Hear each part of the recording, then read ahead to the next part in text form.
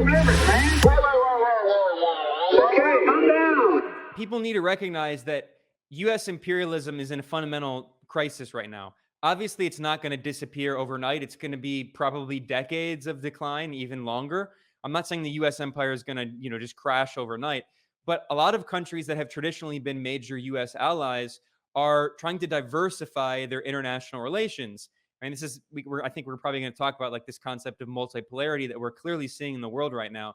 And Saudi Arabia is one of many examples of that. I mentioned Mexico. I mean, Mexico has a huge border with the US. Mexico's largest trading partner is the US. And yet Mexico has continued to try to improve its relations and expand its relations with both Russia and China.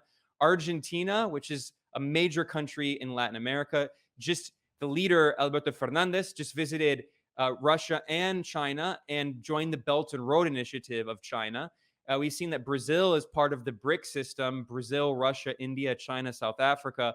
So the point is that a lot of these countries, even if they have good relations with the US, like Brazil, they're also trying to boost their relations with other major powers because it's in their interest, right?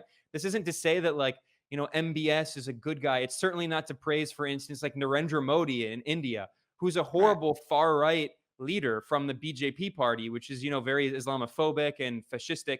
So again, we should be able to have a sophisticated, mature understanding of geopolitics. And that doesn't mean that we're endorsing people like Erdogan and Modi, right? And MBS. Yeah. But we should understand what they're doing and what political decisions they're making and why they're motivated to do it.